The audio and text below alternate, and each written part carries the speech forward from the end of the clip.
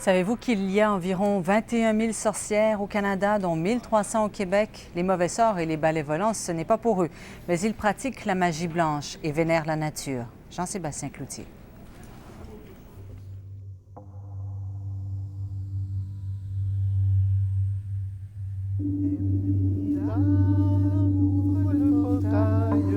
Entre ce monde et les autres, ouvre le portail. L'Halloween approche, mais leurs costumes et leurs accessoires n'ont rien d'un déguisement. Ils font plutôt partie d'un rituel qu'ils pratiquent des dizaines de fois par année. Entre ce monde et les autres, Elle, c'est André, alias Flamme. Seigneur des vents. Qu'il en soit ainsi. Lui, c'est Pierre, alias Gwydienne, du nom d'un dieu celte.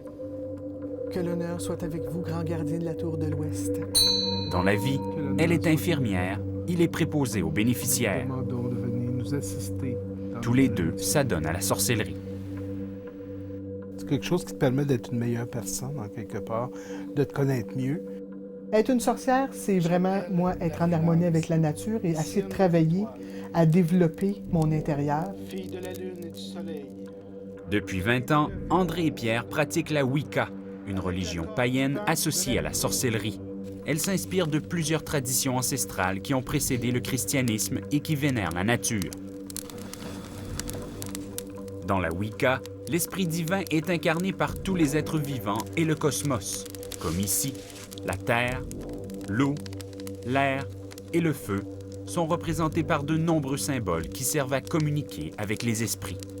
Tout ça, c'est des choses qui nous permettent de se mettre en état pour faire nos rituels ou pour arriver dans un état un petit peu méditatif par rapport à nos rituels.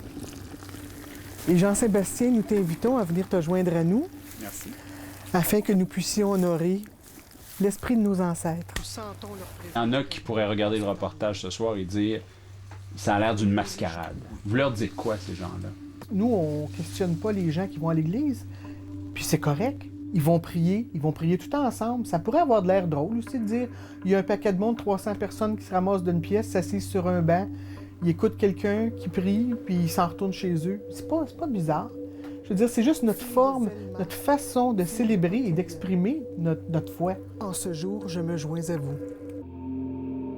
Déesse de la nuit stellaire, que le feu de ton chaudron transforme le malaise qui m'afflige, que soient inversées les énergies. Fabiola enseigne la Wicca et dit qu'elle a déjà vu l'esprit de son père décédé. Aujourd'hui, son rituel était suivi d'un sortilège de guérison, une magie transmise par les énergies des vivants et par les esprits. Je t'invoque en ce moment. Son sortilège aurait déjà aidé une dame dont la mère était mourante. Cercle sacré. Je lui dis, le sortilège va soit faire en sorte que ta mère guérisse d'une façon miraculeuse, soit faire en sorte que ta mère guérisse d'une façon spirituelle pour qu'elle puisse mourir en paix, ou soit peut-être toi de trouver la paix pour laisser partir ta mère. Et effectivement, ce qui lui est arrivé, c'est que ça a donné la paix dont sa mère avait besoin. Viens parmi nous. Donc, la magie passe par la foi, mais ses sources sont nombreuses, qu'elles soient science ou croyance. Comme preuve, cette boutique de magie de Montréal, où se côtoient religion, astrologie, divination, médecine douce et abracadabra.